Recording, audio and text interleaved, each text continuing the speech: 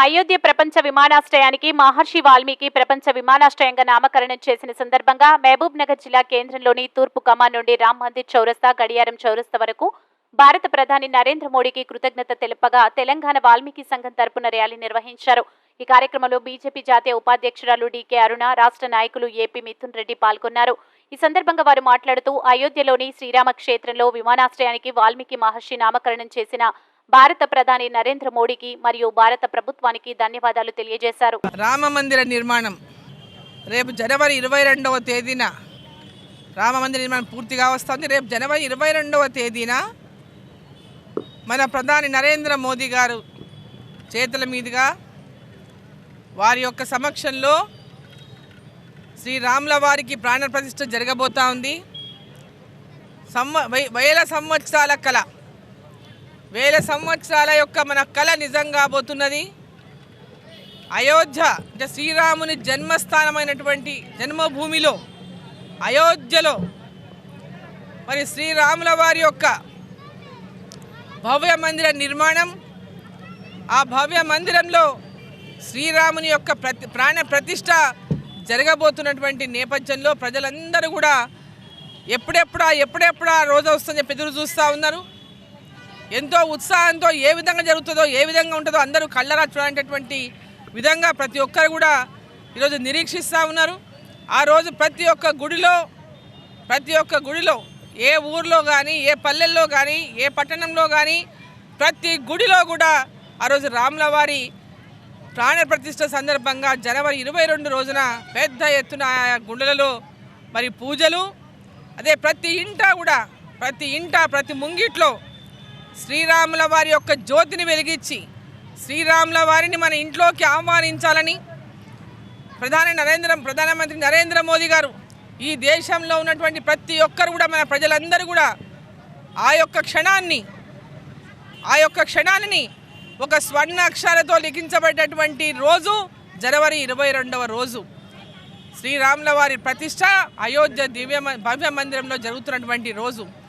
కాబట్టి ఆ రోజు ప్రతి ఒక్కరు కూడా ప్రతి గుడిలో, ఏ గుడి ఉన్నా, ఊర్లో రామాలయం ఉన్నా, శివాలయం ఉన్నా, ఆంజనేయ స్వామి ఉన్నా, ఇంకొక దేవుడున్నా, ఏ దేవాలయంలోనైనా ఆ రోజు పెద్ద ఎత్తున పూజలు చేసుకొని పండుగల వాతావరణంలో ప్రతి ఇంట కూడా పండుగ చేసుకొని ప్రతి ఊర్లో కూడా ప్రతి గుడిలో కూడా మరి ఆ యొక్క రామజన్మ భూమి అయినటువంటి అయోధ్యలో జరుగుతున్నటువంటి శ్రీరాముల వారి ప్రాణ ప్రతిష్టను పెద్ద ఎత్తున ప్రతి ఒక్కరు కూడా జరుపుకోవాలని మరి ఆ సందర్భంగా ఈరోజు దేశంలో మరి ప్రతి ఒక్కరు ఆ క్షణం కోసం చూస్తున్నటువంటి రోజు అయోధ్యలో ఎయిర్పోర్ట్ ఏదైతే నిర్మాణం జరిగిందో ఇంటర్నేషనల్ ఎయిర్పోర్ట్, ఆ ఇంటర్నేషనల్ ఎయిర్పోర్ట్కి వాల్మీకి మహర్షి గారి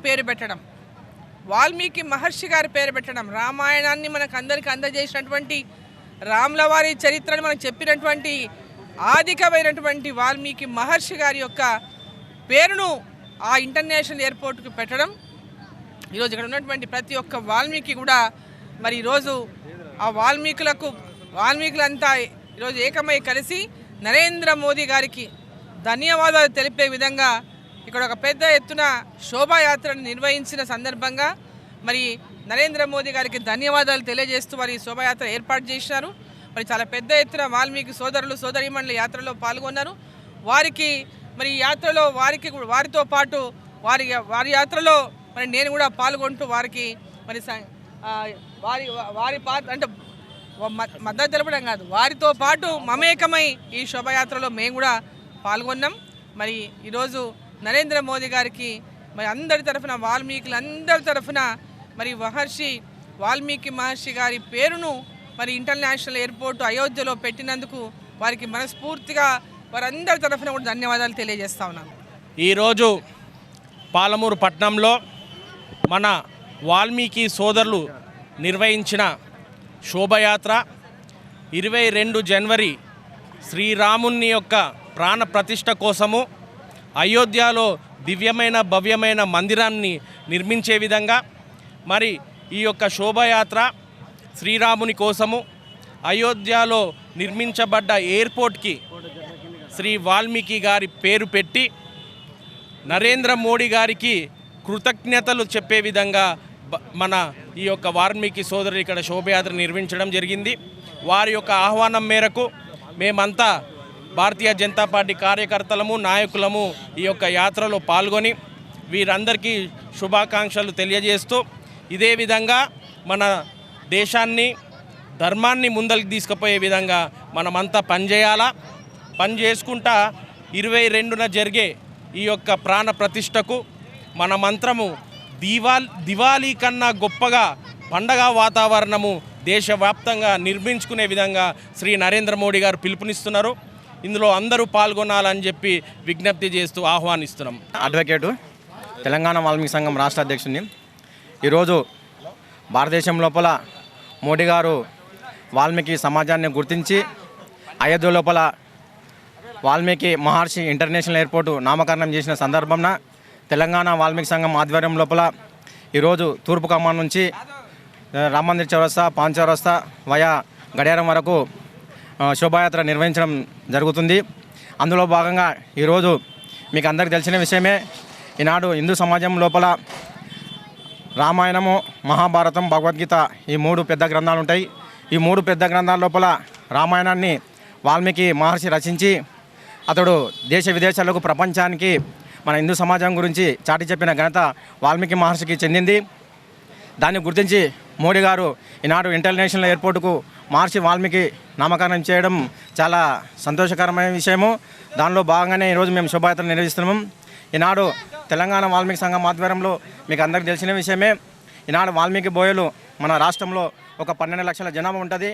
వాల్మీకి బోయలను గత ప్రభుత్వం బీఆర్ఎస్ ప్రభుత్వం గుర్తించకుండా ఎటువంటి ఉపాధి హామీలు కానీ ఎటువంటి సంక్షేమ పథకాలు కానీ వాల్మీకులకు అందని ద్రాక్షగా మిగిలిపోయింది బీఆర్ఎస్ గవర్నమెంట్ లోపల. ఈనాడు మోడీ గారు మా వాల్మీకి సమాజాన్ని గుర్తించి కనీసం వాల్మీకి మహర్షి నామకరణం చేసినందుకు అతనికి మేము ఎంతో రుణపడి ఉన్నాం. వాల్మీకి జాతి తరఫు నుంచి మేము మోడీ గారికి కృతజ్ఞతలు తెలియజేస్తున్నాం. జై వాల్మీకి, జై జై వాల్మీకి, వాల్మీకుల ఐక్యత. ఈరోజు భారతదేశ యావత్ హిందువులంతా కూడా గర్వించదగ్గ కార్యక్రమం. భారత ప్రధాని నరేంద్ర మోడీ గారు అయోధ్య నగరంలోన నిర్మించబడినటువంటి రామాలయానికి ప్రపంచ దేశాల నుంచి వచ్చే భక్తుల సౌకర్యార్థం ఏర్పాటు చేసినటువంటి అంతర్జాతీయ విమానాశ్రయానికి వాల్మీకి మహర్షి అనే పేరు పెట్టడం వాల్మీకి సమాజానికి, వాల్మీకి జాతికి గర్వకారణమని నేను తెలుపుతున్నాను. భారత దేశ ప్రజలంతా కూడా అనేక సంవత్సరాలుగా అయోధ్య రామ మందిరాన్ని నిర్మించుకోవాలనే ఆలోచనతోటి ఎన్నో సంవత్సరాలుగా గత ప్రభుత్వాలతో పోరాడి సాధించుకున్న ఘనత మన భారత ప్రభుత్వం. నరేంద్ర మోడీ గారు ప్రధాని అయిన తర్వాత ఆ సమస్యను పరిష్కరించి రామ జన్మభూమిలో రాముని మందిరం నిర్మించుకునేందుకు అవకాశం కల్పించిండు మన భారత ప్రధాని నరేంద్ర మోడీ గారు.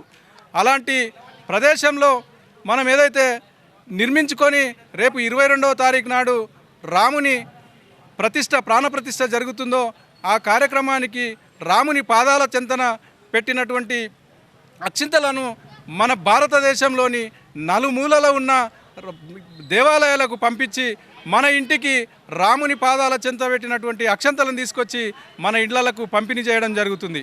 అందులో భాగంగానే భారతదేశంలో మరి పాలమూరులో కూడా ఇటీవల మనం ఊరేగింపుగా తీసుకువెళ్ళి గ్రామాల్లో ఇండ్లల్లో ఇవ్వడం జరిగింది.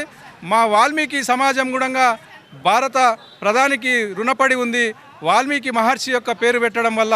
కానీ భారతదేశంలో అనేక రాష్ట్రాల్లో వాల్మీకులు ఎవరైతే ఉన్నారో వాళ్ళంతా కూడా కొన్ని రాష్ట్రాల్లో ఎస్టీలుగా, కొన్ని రాష్ట్రాల్లో ఎస్సీలుగా కొనసాగుతున్నారు. పక్కనే ఉన్న కర్ణాటకలో సైతం ఎస్టీలుగా కొనసాగుతున్నారు. మాకు బార్డర్లో ఉన్న గ్రామాల్లో సంబంధాలు ఉన్నాయి.